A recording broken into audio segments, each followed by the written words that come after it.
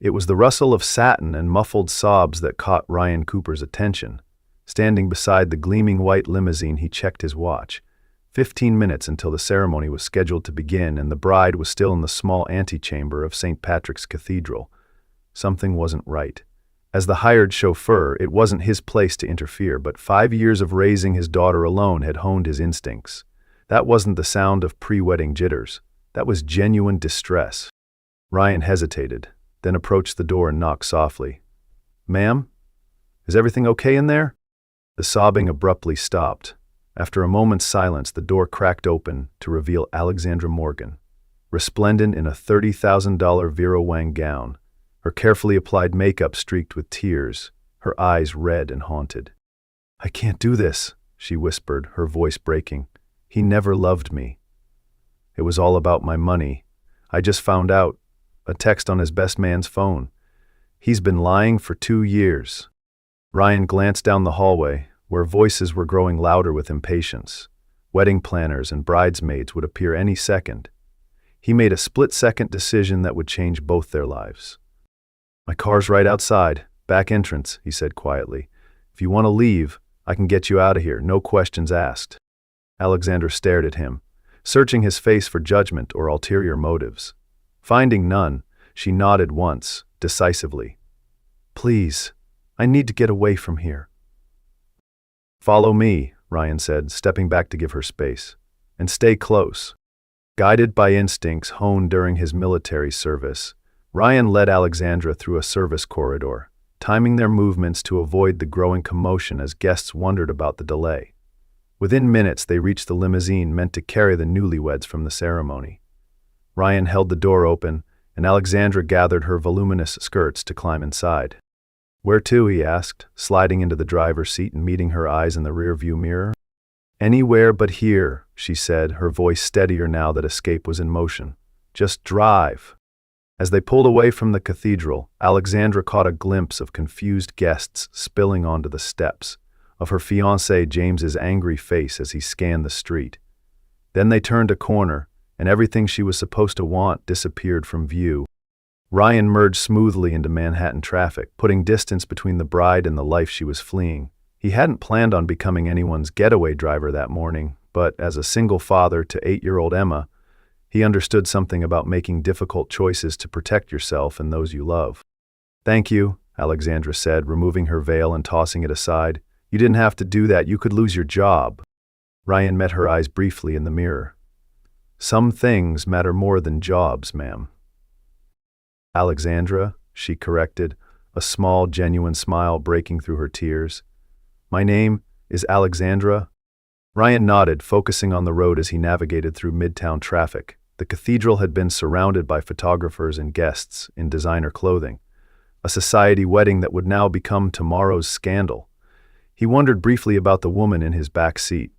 Not just a runaway bride, but one whose wedding had clearly cost more than he earned in a year. "With all due respect, ma'am, Alexandra, you might want to think about where you're going. That dress will attract attention anywhere in the city." Alexandra looked down at the $30,000 worth of white satin and lace as if seeing it for the first time. A startled laugh escaped her. "You're right. I didn't think that far ahead." She looked out the window, considering. "Is there somewhere quiet, away from Midtown? I need to think." Ryan hesitated, then offered, "I know a small coffee shop in Brooklyn. Family-owned, quiet back patio. Not the kind of place anyone would look for."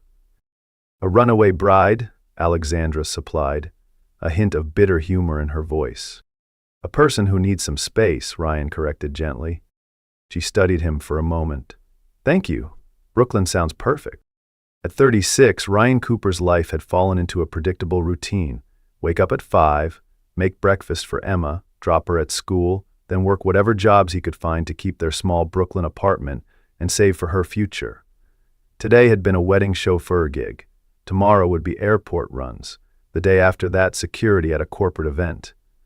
The patchwork of employment wasn't glamorous, but it paid the bills. 5 years earlier, Ryan had been a different man, an Army veteran with a steady job in security management, a beautiful wife named Sarah, and a 3-year-old daughter who thought he hung the moon. Then came Sarah's diagnosis, aggressive breast cancer, and 18 months of watching the love of his life fade away. When she died, something in Ryan broke, but Emma needed him, so he found a way to keep going, to rebuild a life around his daughter's needs, even as he worked through his own grief. He had no idea that the crying bride in his back seat was Alexandra Morgan, the woman whose face had appeared on the cover of Fortune magazine just last month. At 34, she had built Morgan Tech from a dorm room project into a $15 billion company specializing in advanced cybersecurity. Her engagement to James Whitfield had been covered by every media outlet from the New York Times to TMZ, portrayed as a perfect merger of tech brilliance and old money sophistication. The reality, as Alexandra had discovered, was far less romantic. James had been carefully positioned in her path by his family, who had lost their fortune through bad investments, but maintained their social connections. For 2 years, he had played the role of devoted partner while secretly resenting her success, her intelligence, her fundamental belief that he genuinely loved her.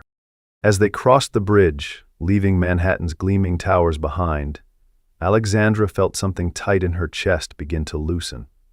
She caught Ryan watching her in the mirror, curiosity evident despite his professional reserve.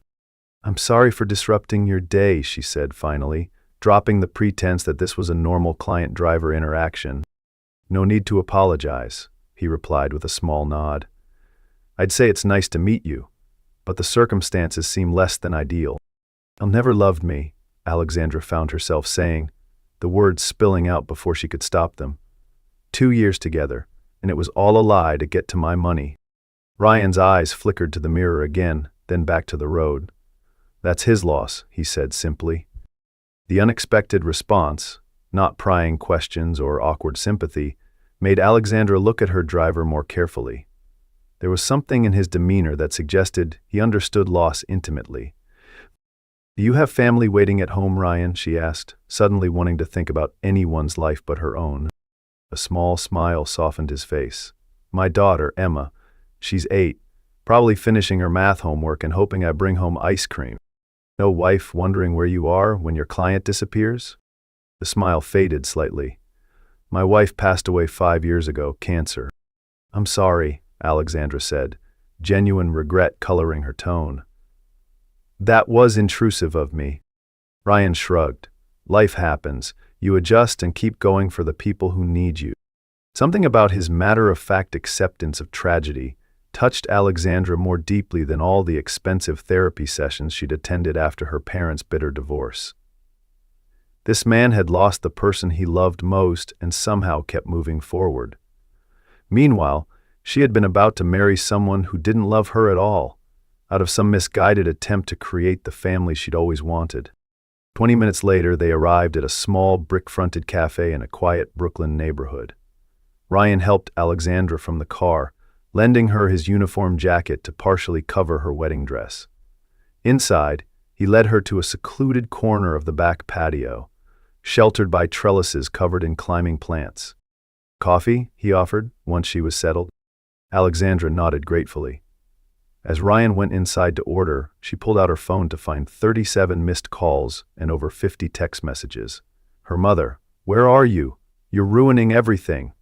James, "Baby, whatever's wrong, we can fix it. Just come back." Her assistant, "Press is going crazy. Needs statement ASAP." She turned off the phone and dropped it into her purse. Ryan returned with 2 coffees and a paper bag. "Blueberry muffin," he explained, setting it before her. "Sugar helps with shock." Alexandra hadn't realized how hungry she was until that moment. As she broke off a piece of muffin, she noticed Ryan checking his own phone, a small frown creasing his brow. "Problem?" she asked. "Emma's school called. She's running a fever. I need to pick her up." He hesitated. "I'm sorry to cut this short. I can call you a cab, or—" "Take me with you," Alexandra said impulsively. Ryan's eyebrows rose. "To pick up my sick kid? I can't go home yet. I can't face any of them. And She stopped, realizing how selfish she sounded. "I'm sorry. That's your family time. I'll find my own way." Ryan studied her for a long moment. "You can come," he said finally. "But fair warning, our apartment isn't exactly what you're probably used to." Alexandra felt a genuine smile form for the first time that day. Right now, that sounds perfect. The elementary school was a red brick building with cheerful murals painted along the entrance. Ryan moved with practiced efficiency, signing forms and speaking softly to the nurse while Alexandra waited in the hall, his jacket still covering her wedding dress. When Emma appeared, she was a miniature version of her father. Same brown eyes, same serious expression, though currently flushed with fever. "Daddy," she said, wrapping her arms around Ryan's waist, then noticing Alexandra. "Who's that?" "This is Alexandra," Ryan explained, smoothing his daughter's hair. "She's having a tough day too. I thought she could hang out with us for a bit." Emma's eyes widened as she took in the white gown partially visible beneath the jacket. "Are you a princess?" Alexandra knelt to the child's level, smiling. "No, just someone who made a mistake and is trying to fix it. Your dad was kind enough to help me." "Helps everyone," Emma said with 8-year-old certainty. "That's his superpower." Back at the Coopers' apartment, a modest 2-bedroom walk-up with worn but clean furniture, Ryan settled Emma on the couch with medicine and a favorite blanket. Alexandra stood awkwardly in the living room, feeling both conspicuously out of place in her wedding finery and strangely comfortable in the obvious home environment. "I should change," she said, gesturing to her dress. "Do you have something I could borrow?"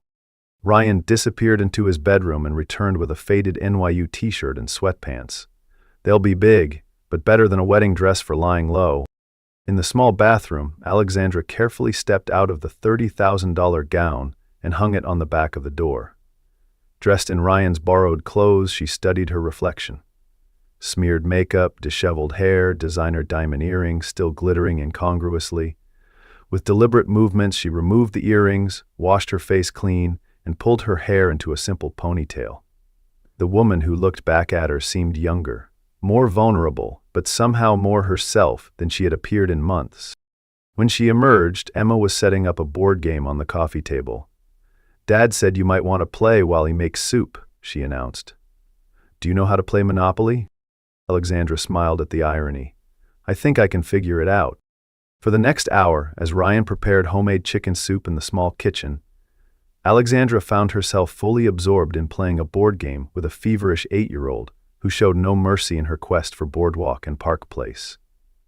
The billion-dollar deals and corporate acquisitions that normally filled Alexandra's days seemed distant and unimportant compared to Emma's triumphant grin when she built her first hotel.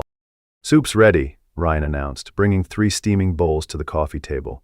"Sorry for the informal dining. Emma likes the couch when she's not feeling well." "It's perfect," Alexandra said, surprised to realize she meant it. When was the last time someone had cooked for her without being paid to do so? When had she last eaten a meal without checking her phone every 30 seconds? As they ate, Emma peppered Alexandra with questions about her favorite colors, animals, and movies, while Ryan occasionally interjected to remind his daughter to let their guest breathe.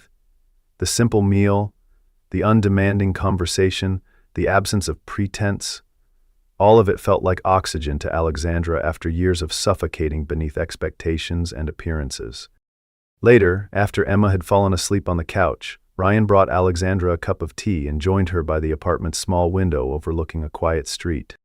"Thank you," she said, "for everything today. You had no reason to help a stranger having a meltdown, especially one who complicated your day with your daughter." Ryan shrugged slightly. "Everyone deserves kindness when they're having their worst day." "Even billionaires who run away from their own weddings?" Alexandra asked, watching his expression. If Ryan was surprised by her casual reference to her wealth, he didn't show it. Especially people making hard choices under pressure. Money doesn't shield you from pain. "No," she agreed softly. "It doesn't." She hesitated. "I should go. I've imposed enough, and you need to focus on Emma." "Where will you go?" he asked, genuine concern in his voice. Alexandra considered the question. Her penthouse would be the first place James and her family would look. Hotels would require ID that could be traced. "I have a friend," she said finally, "a college roommate who lives in Queens. I can stay with her for a few days until I figure things out." Ryan nodded. "I'll drive you. You don't have to." "Emma's asleep. Mrs. Rodriguez next door is a nurse.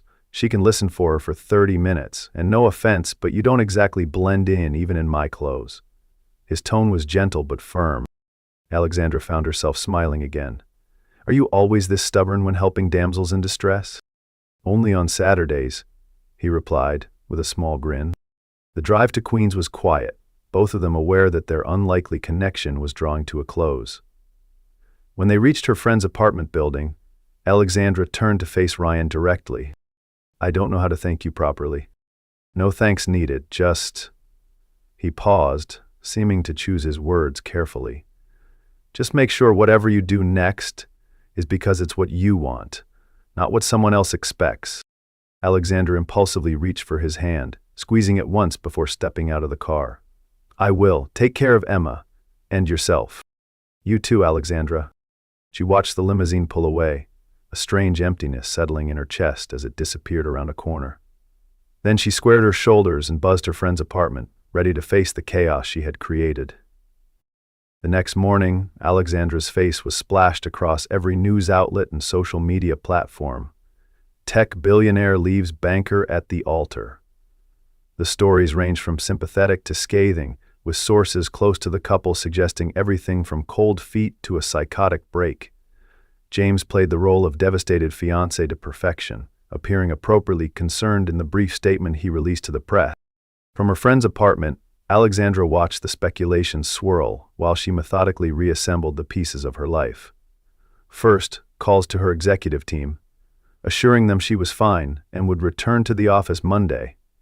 Next, a brief factual statement to the press. The wedding between Alexandra Morgan and James Whitfield did not proceed as planned. Miss Morgan asked for privacy during this personal matter and will be focusing on her company's upcoming product launch. She ignored the frantic calls from her mother and James, responding only to a text from her younger brother. "You okay, Lex?" with a simple, "Better than I've been in years." The most difficult task was returning to her penthouse to collect clothes and personal items. She timed it carefully, arriving when she knew James would be at his office, bringing her friend as both support and witness in case he appeared. The apartment felt strange now, tainted by the knowledge that the man who had shared it had never truly loved her. She packed quickly, taking only what she needed, leaving behind the expensive gifts he had given her over the years. 3 days after what the tabloids were now calling the Morgan matrimonial meltdown, Alexandra returned to Morgan Tech headquarters, head high as she walked through the familiar glass doors. Her assistant, Taylor, met her with wide eyes and a stack of messages. "The board wants an emergency meeting," Taylor said, falling into step beside her. "And James has called 17 times." "Schedule the board for tomorrow morning," Alexandra replied calmly. "Block James's number."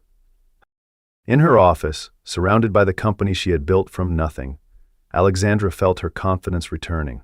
One decision, walking away from a mistake before making it permanent, had set off a media firestorm, but it wouldn't define her. She had weathered corporate crises, market crashes, and sexist dismissals of her abilities. She would weather this too. That evening, as she worked late reviewing quarterly projections, her phone buzzed with an unfamiliar number. The message was simple. "Just checking that you're okay. Emma made you a get well card, though I told her you weren't actually sick. Ryan." Something warm bloomed in Alexandra's chest. She had thought about Ryan and Emma frequently over the past few days. Their simple kindness, the peaceful hours in their apartment, the way neither had treated her differently once they realized who she was. She responded, "Much better. Tell Emma thank you. How's her fever?" Their exchange was brief, but lifted Alexandra's spirits immeasurably. Before she slept that night, she sent one more message. "Thank you again for that day. You were right. I'm making choices for me now." The following weeks brought both challenges and unexpected clarity for Alexandra.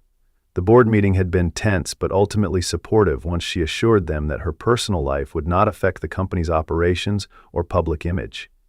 James had finally stopped calling after she had her lawyer send a formal cease and desist letter, though his family continued to make pointed comments to the press about her emotional stability. Most surprising was the quiet support she received from unexpected quarters. Junior employees sent small notes of encouragement, Women in tech reached out with their own stories of prioritizing themselves over societal expectations. Her college roommate organized a non-wedding reception with their closest friends, complete with a cake that read, "Congratulations on not settling." Throughout it all, Alexandra found herself exchanging occasional messages with Ryan, nothing intimate or inappropriate. Updates on Emma's school projects, a photo of the spectacular sunset from her office window, his recommendation for the best bagel place in Brooklyn. They established an unlikely friendship, conducted entirely through text messages. Then, nearly a month after the wedding, Alexandra found herself with a rare Saturday free of obligations. On impulse, she texted Ryan, "Any chance you and Emma would like to show me that park you mentioned? The one with the model boats?" His response came quickly. "Conservatory water in Central Park. Emma would love it. We're free after her soccer practice ends at noon." That afternoon, dressed in jeans and a simple sweater, Alexandra met them by the small pond where children sailed miniature boats across the water. Emma spotted her first, waving enthusiastically before running over. "Alexandra, Dad bought me a new boat. Do you want to help sail it?" Alexandra found herself drawn into Emma's excitement, kneeling beside the water to help launch the small craft. Ryan stood slightly apart, watching them with a smile that reached his eyes. "She's been talking about showing you her boat all morning," he said when Alexandra joined him on a nearby bench. "Fair warning, you've made quite an impression." "She's made one on me, too," Alexandra admitted. "Both of you have." They spent the afternoon in simple pleasures, sailing Emma's boat, buying hot chocolate from a vendor, walking through the fall foliage. Alexandra found herself laughing more than she had in months, relaxing into a version of herself that had nothing to prove to anyone. As evening approached and Emma's energy began to flag, Ryan suggested dinner at a small Italian restaurant near the park. "Nothing fancy," he warned, "but the best lasagna in Manhattan." "Sounds perfect," Alexandra said, meaning it. Over dinner, as Emma concentrated on drawing on her paper placemat, Ryan and Alexandra talked, really talked, about their lives. He told her about meeting Sarah in college, about their early struggles and later happiness, about the devastating months of her illness. Alexandra shared stories of building her company, the sexism she'd encountered, her complicated relationship with her ambitious mother and distant father. James seemed like the perfect solution, she confessed. Successful in his own right, from a good family, charming at dinner parties. "I thought we wanted the same things." She twisted her napkin. "I never even questioned if we loved each other. Not really." "That's the thing about love," Ryan said thoughtfully. "Real love doesn't need to be questioned, it just is." He looked at Emma, then back to Alexandra. "After Sarah died, I thought that part of my life was over. That Emma and I would just continue, survive. I didn't expect to feel anything else." "And now?" Alexandra asked softly. His eyes met hers. "Now I'm sitting across from a woman who walked away from the wrong life, talking about things that matter. And I'm wondering where it might lead." Something shifted between them, an acknowledgement of possibility, of doors opening rather than closing. The weeks that followed saw Alexandra and Ryan carefully building something neither had expected. Weekend outings with Emma evolved into quiet dinners after the child was asleep. Long conversations that stretched into the night. A first tentative kiss on Alexandra's rooftop terrace under a sky full of stars. They moved slowly, both aware of the complexities involved. Ryan worried about the vast differences in their circumstances, the media attention that still followed Alexandra, what it might mean for Emma if things didn't work out. Alexandra struggled with trust after James's betrayal, with balancing her demanding career against her growing feelings for both Ryan and Emma. The first real test came 2 months into their relationship, when Alexandra invited Ryan to be her date for Morgan Tech's annual charity gala. It would mean stepping into the public eye as a couple, facing the inevitable speculation and scrutiny. "We don't have to do this," she assured him as they discussed it over dinner at her penthouse. "I can go alone. People are used to that." Ryan considered her carefully.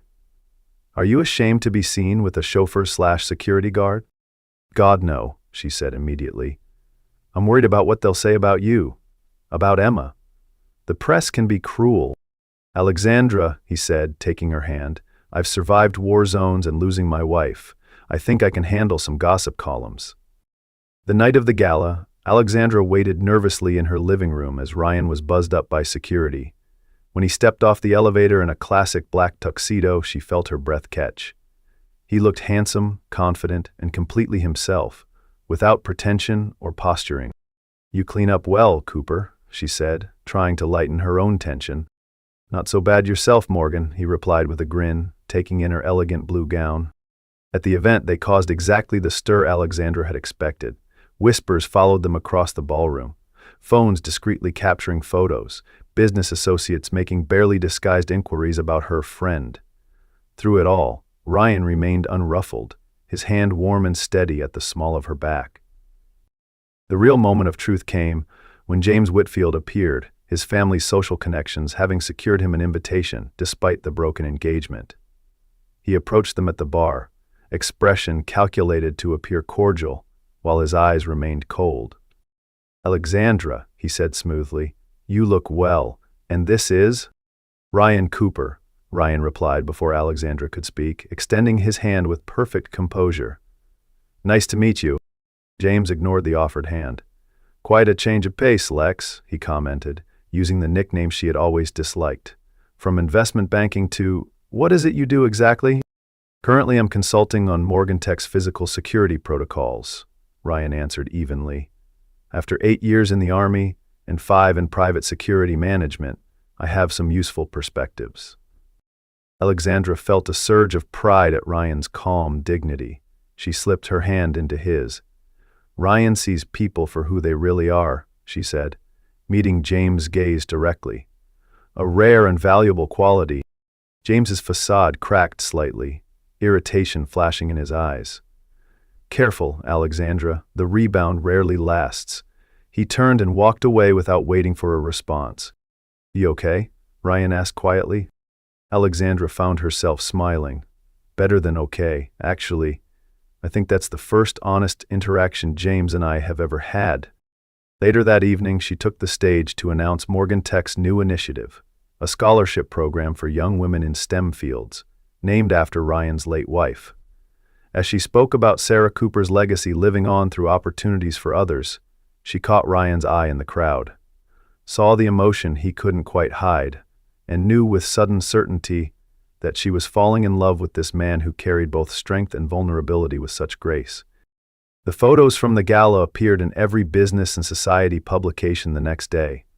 Tech billionaire's new love, read the headlines, accompanied by speculation about Ryan's background and motives.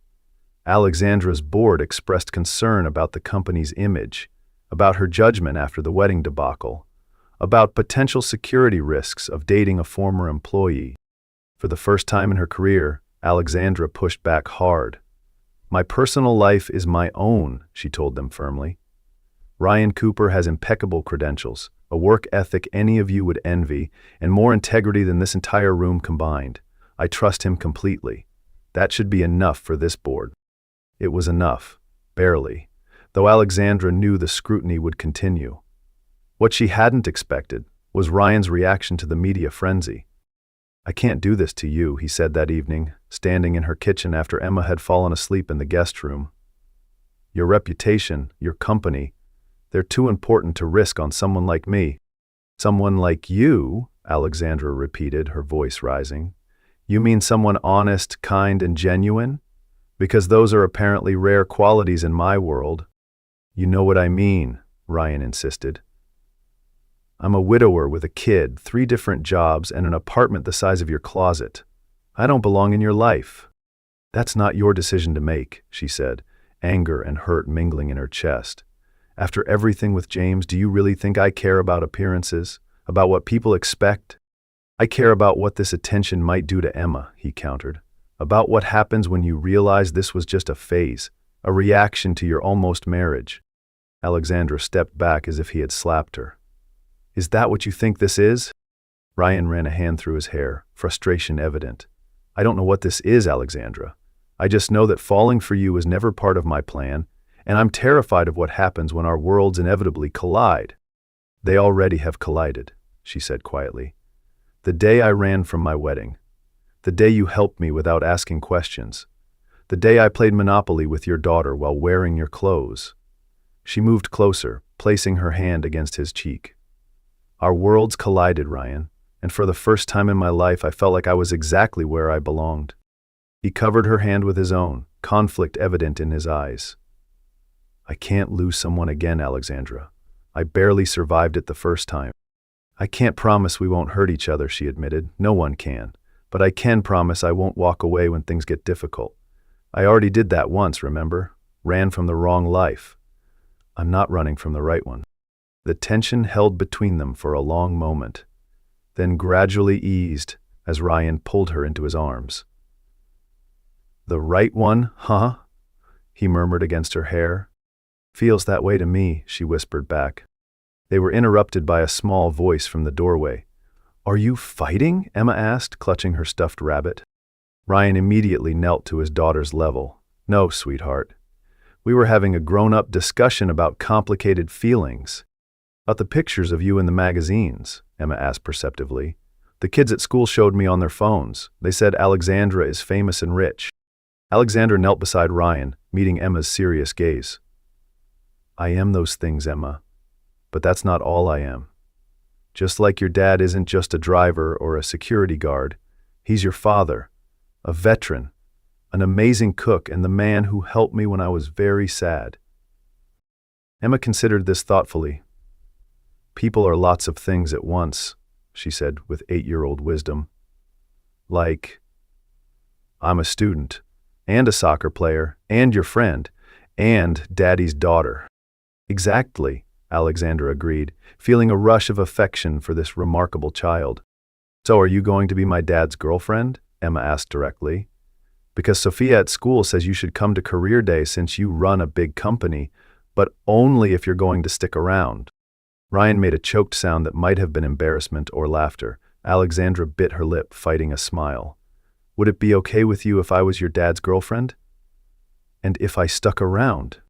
Emma shrugged with elaborate casualness. "I guess, as long as you still play Monopoly sometimes, and help with my science projects, and make Dad laugh like he does when you're here." "I think I can manage that," Alexandra said solemnly, though her heart felt lighter than it had in years.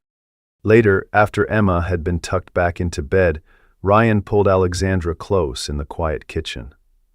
"She's right, you know. You do make me laugh. And you make me feel safe," Alexandra replied. "Not because you're physically strong or have security training, because you see me, really see me, and stay anyway." 6 months after the wedding, Alexandra stood on a stage in Central Park, addressing the crowd gathered for Morgantech's anniversary celebration. The company had just announced record profits and a groundbreaking new security protocol, but Alexandra's focus was elsewhere. 10 years ago, I started this company with a simple goal: to build something meaningful, she told the assembled employees, investors, and media. Along the way, I confused meaningful with successful. I chased achievements, acquisitions, and appearances at the expense of genuine connection.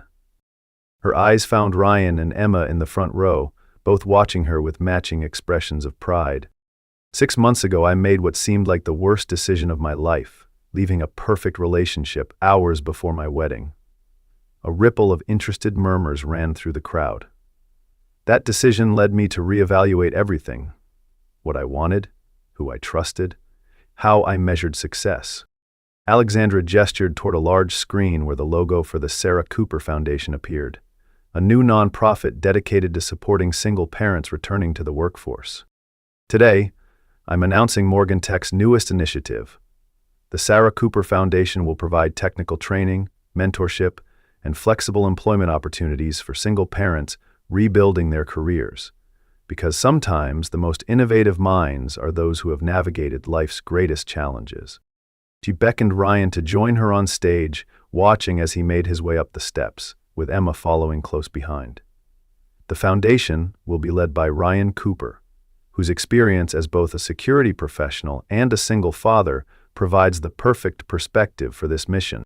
As applause rippled through the audience, Alexandra reached for Ryan's hand, no longer concerned about appearances or expectations. Emma slipped between them, taking both their hands in her small ones.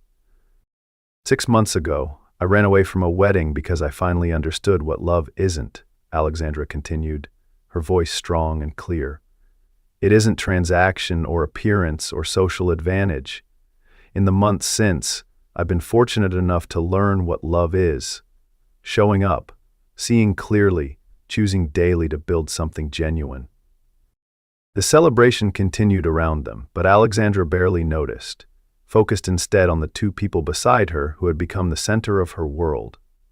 Later, as they walked through the park together, Emma ran ahead to the model boat pond, leaving Alexandra and Ryan in a moment of privacy. "So," he said, a smile playing at the corners of his mouth, "not regretting your escape yet?" Alexandra looked at the man who had helped a crying bride flee her wedding and, in doing so, had given her the courage to find her way to a life that felt true. "Best getaway ever," she replied, rising on tiptoes to kiss him. As Emma called for them to watch her boat's maiden voyage, they walked hand in hand toward the pond, toward the child who had accepted Alexandra into their lives with such open-hearted grace, toward a future neither could have imagined that fateful day at the cathedral. Sometimes, Alexandra reflected, the most important journeys begin with the courage to walk away from the life you thought you wanted, toward the one you actually need.